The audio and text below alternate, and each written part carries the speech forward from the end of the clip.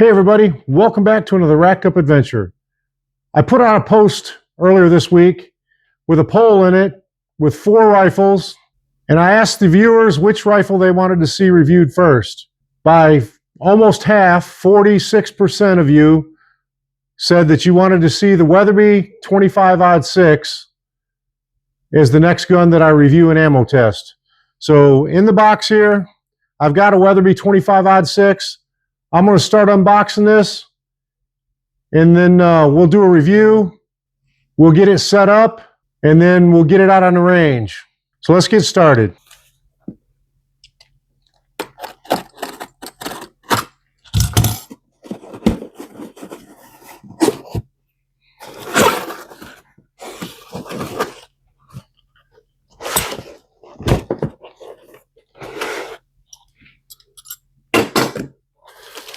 All right, get started with the rifle.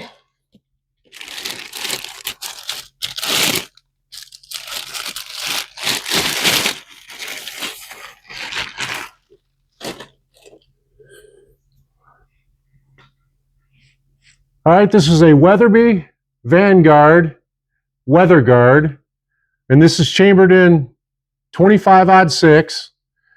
The Weatherby Vanguard uses the Howa action. It's got the same action that a Howa 1500 would have in it. I've got another Weatherby Vanguard in 308, and it shot really good. The action worked really smooth, so I'm hoping I'm getting the same results of this. But Weatherby Vanguard Weatherguard. See what else we got in the box.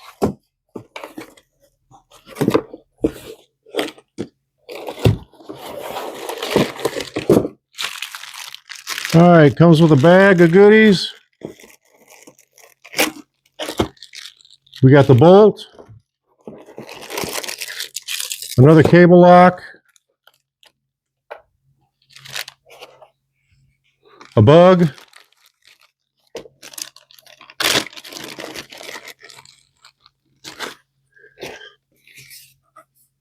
a nice Weatherby sticker, and then the owner's manual. It looks like that's it within the box. We'll get rid of this. Okay, unbag the bolt. It's a 2-lug bolt. It has some fluting on it. A 2-lug semi-fluted bolt.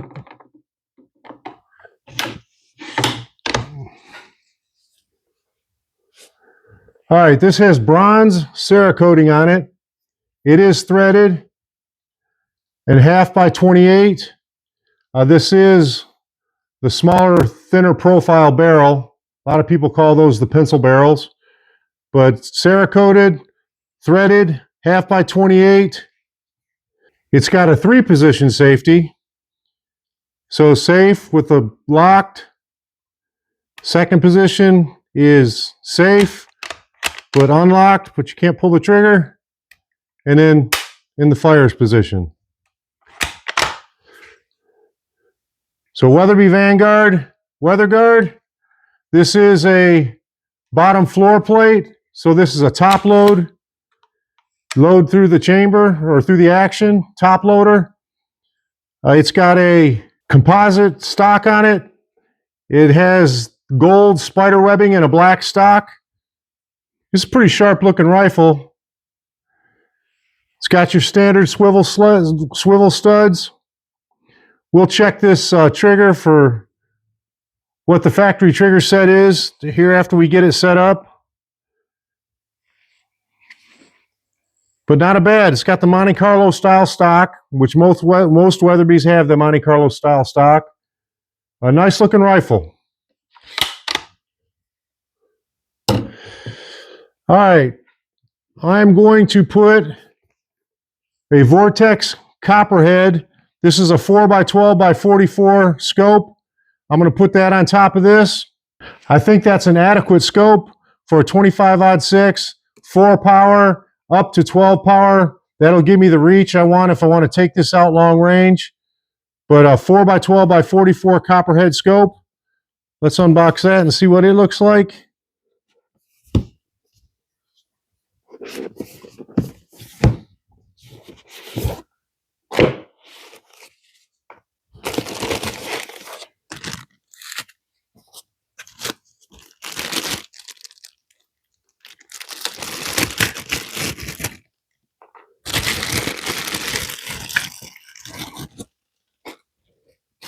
Just your standard second focal plane hunting scope. There's no parallax on this, so the parallax is set at 100 yards. So it's standard hunting scope. Nothing fancy, not a lot of frills. I hope it's as good as the Vortex Stone Runs. This is supposed to be comparable to the Stone Runs, and I really like those. It comes with a nice cleaning cloth, and then you've got your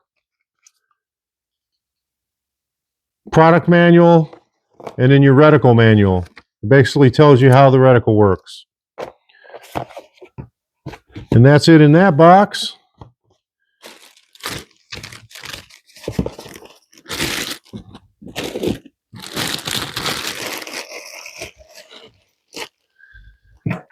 I'm going to put a set of tally rings, direct mount rings, so there's not going to be a pick rail on this. So these are the tally medium rings made for the Weatherby Vanguard. So it's going to have a set of tally rings on it. All right, I'm going to go ahead and I'm going to put this in the vise and start to get the scope mounted. And we'll talk a little bit about that. I'm not going to take you through the whole entire scope mounting process. A lot of you that have seen my videos know how I mount a scope, but I'll go over the highlights real quick for any new people that haven't seen me do a scope. Quick explanation of what I'm doing. But let me get this in the vise, and I'll get right back to you. All right, I got it in my gun vise. So I've got the Tipton gun vise. I got it mounted to my table here. This vise will basically tilt and cant in any way, in any direction I want it to.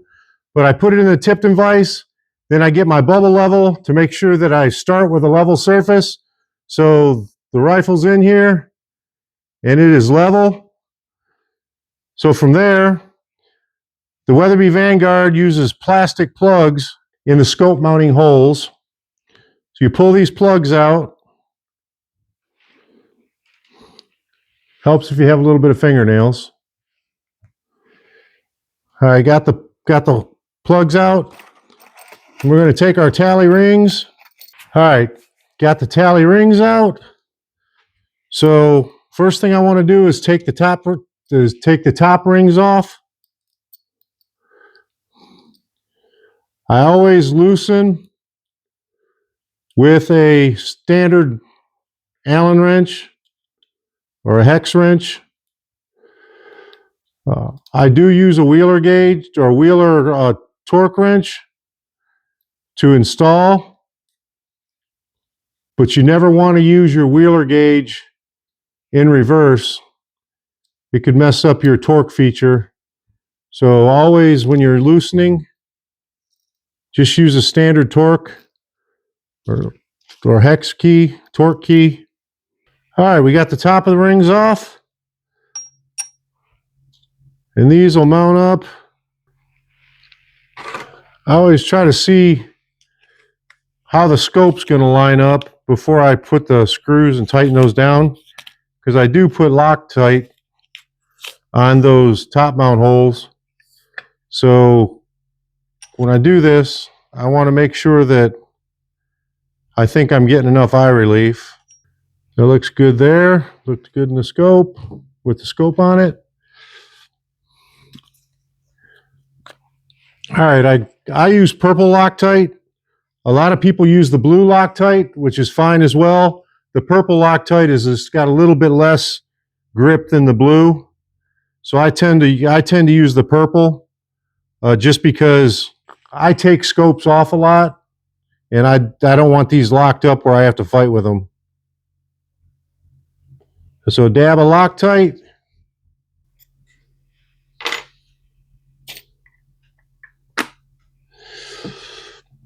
All right, so we got the screws started in the bottom of the scope rings, direct mounting to the action of the rifle. This is where I get my wheeler gauge out.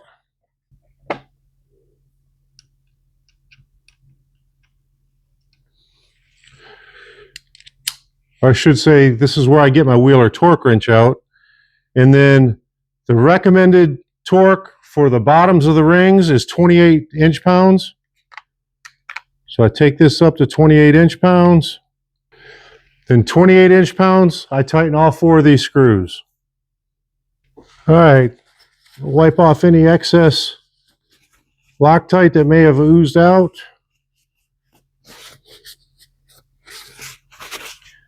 All right, got the bottoms of the scope rings on.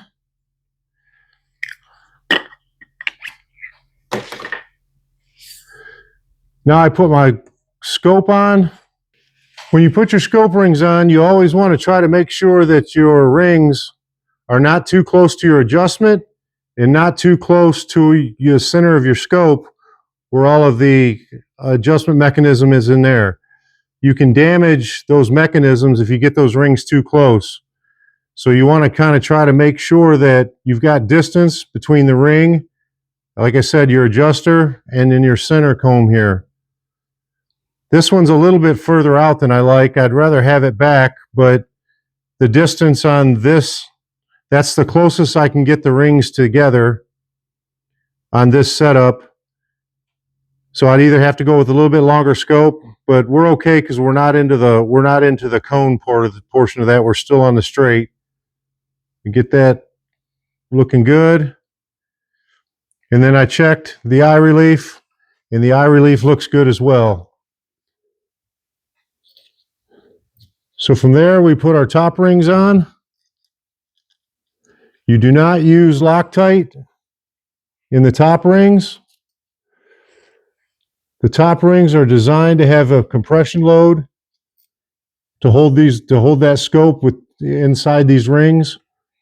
So it is not recommended under any circumstance to put Loctite or thread locker on these screws. So again, I'm using my wheeler gauge. These recommended torque is 17 foot-pounds. I turn my gauge down to 17 inch-pounds, I'm sorry. All right, when you get it loose started like this, you want to put your levels on it to make sure that you're level. We know that the rifle's level because we put it in the vise level. So I always put a level up here on the top of the cap. Without having a pick rail, I can't use my pick rail level, which helps me get extra precise and level. But I know that the rifle's level and I know that the scope is level.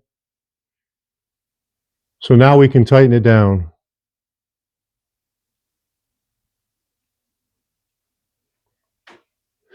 When I first started putting the scopes on, I used to just eyeball this. So you run these down to they're barely touching, and you want to make sure that your scope or that your gaps on the rings is even from side to side. And once your gaps are even, then you can just tighten it on down. When you're tightening the scope, crisscross pattern across the ring till you get it to torque.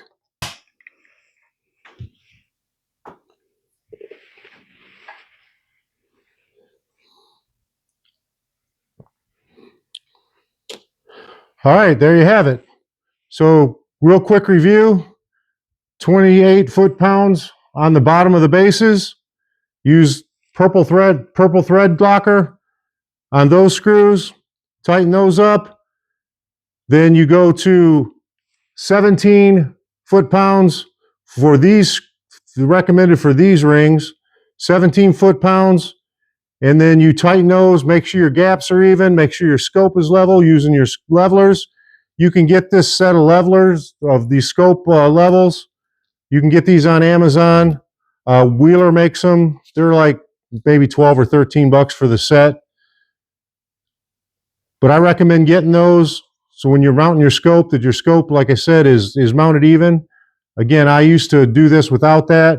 When I hold a gun up, the way I can it on my shoulder, it looks like the scope's not level, but using levels, I know that it's level. So then I make sure that I get it level in my sight view because my natural hold has it canted a little bit. So I always make sure that I start level and then I shoot level. All right, I'm going to get it back over here on the table, out of the vise, and we'll go from there.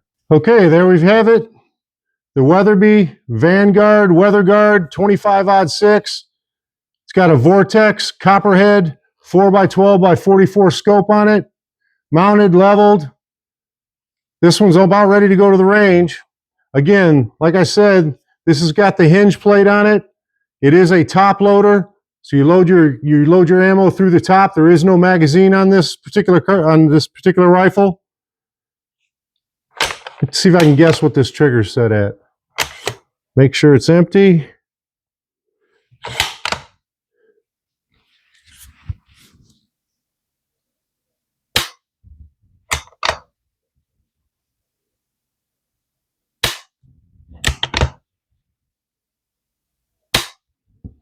We'll say that trigger's about 2.5 pounds, maybe 3.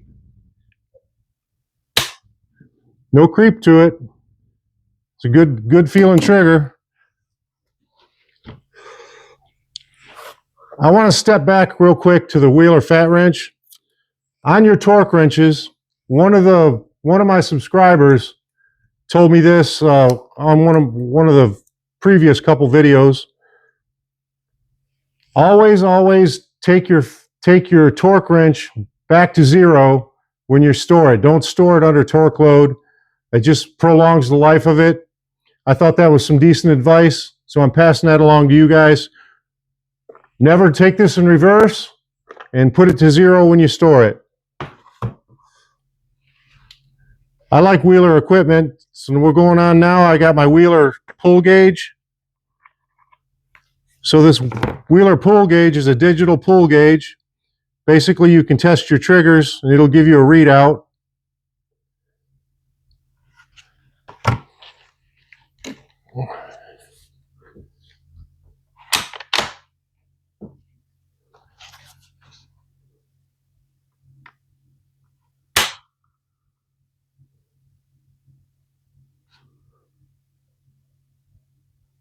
Well, that didn't read, so let's try that again. Make sure I got this set up right.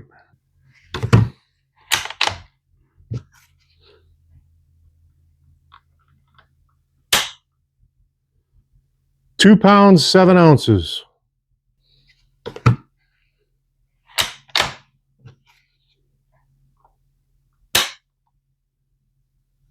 £2 1 ounces.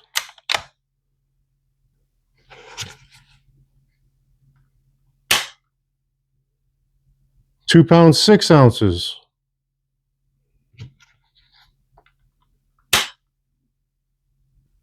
£2 4 ounces. One more.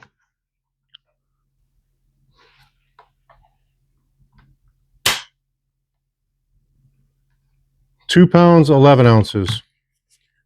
So it looks like we got just over a 2.5 pound trigger. I had a 2.4, a couple 2.6s, and a 2.11. So some of that just is the way I pull it. Put about a 2.5 pound trigger on this. No creep. Feels pretty good. Let's go over the highlights real quick again. So Weatherby Vanguard Weatherguard. It's got the bronze Cerakoted barrel, threaded 1/2x28. It's got the thinner profile barrel. It's got the composite stock. It's got the gold splatter in the stock. It's got a bit of a palm swell, some texturing on a palm swell. It's got texturing out here on the foregrip for a little bit better grip. Like I said, the trigger doesn't have any creep. It's a good trigger. It's breaking at about 2.5. Monte Carlo style stock. It's got the standard Weatherby butt pad on it. 25-06. I don't think there's going to be a lot of recoil on this one, so that shouldn't matter. It's got the top loader with the hinged floor plate. But all in all, not a bad looking rifle. I actually like that black and gold. It's a pretty sharp rifle. Vortex Copperhead 4x12x44 scope. This one will look good. Now we got to get it out to the range and see how it shoots. All right, folks. There you got it. Weatherby Vanguard Weatherguard 25-06. It does have the Howa action in it. Weatherby barrel, Howa action. That's a good action. I've got a couple Howas and I have a couple of these Weatherby Vanguards, and I haven't had a problem out of the action with any of those. You guys have seen some of my videos. Some of the actions that I've tested are not that desirable, but these here have not caused me any problems up to this point. At this point, I'd like to ask you guys to like the video, subscribe to the channel, support us. And speaking of supporting us, we were nominated for a Gundy. Voting on the Gundies starts this coming Monday. So basically 6 days from now, voting goes on December 1st to December 15th. You can vote once per day. I would really, really appreciate it if you guys got on there every day and voted for Racked Up Adventures. You can go to thegundies.com or Gundy Awards. You can just put it into Google, you can do a Google search on Gundies, but it'll get you to the website. All you have to do is basically log in and vote. You have to log in because it counts your votes and make sure you're not doubling up every day, but it resets at midnight.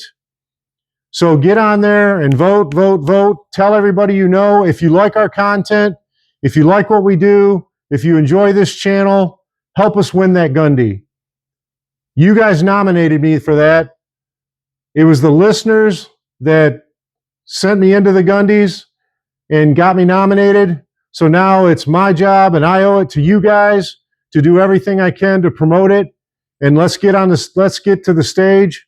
The top 5 in the Gundy Awards are invited to the show, and then they'll announce the winner, and the winner will go up on stage. I want to be that guy. I want to represent the Racked Up family, the Racked Up Adventures on the stage in Vegas with a Gundy in my hand. I can't thank you guys enough for nominating us for that. It's a new category. It's called Micro Influencer. It's for smaller channels that are just getting started out and kind of just getting going or have not built up a huge subscriber base. But I'm going up against some competition that's got a lot more subscribers than I do. They can have up to 50,000 subscribers and still be in the micro influencer category. But I think that with the passion that this group has and the feedback that I'm getting, we're going to go out there and we're going to pound those votes in, and we're going to take that award home. But with that, like the video, subscribe to the channel. I'll get this one out to the range. I still have the Bergara 6.5 Creedmoor, the Bergara HMR. I'm going to get that one out to the range. I'll film both of those videos probably over Thanksgiving weekend.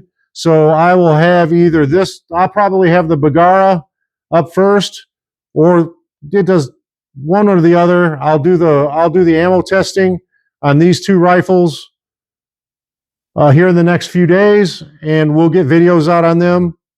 Oh, and real quick, 25-06 is a little bit more scarce on ammo. So as of right now, I've got 4 ammo types: 108 Precision Hunter in 110 grain ELDX. Then I've got American Whitetail, 117 grain interlock. Then I've got the Winchester Ballistic Silver Tip, and this is an 85 grain polymer tip. And then I've got the Remington Core Locked, which is just your pointed soft point, and this is 120 grain. So that's the 4 that I'm going to be testing. If I can pick up another couple boxes before I get this on the range, I will. I like to try to get at least 6, but for right now, we've got 4 ammo types. We're going to get this out, get this tested. I appreciate everybody. I appreciate you in advance for getting the votes in for the Gundies. I appreciate you for liking and subscribing to the channel. Stay safe, everybody, until we meet again on our next Racked Up adventure.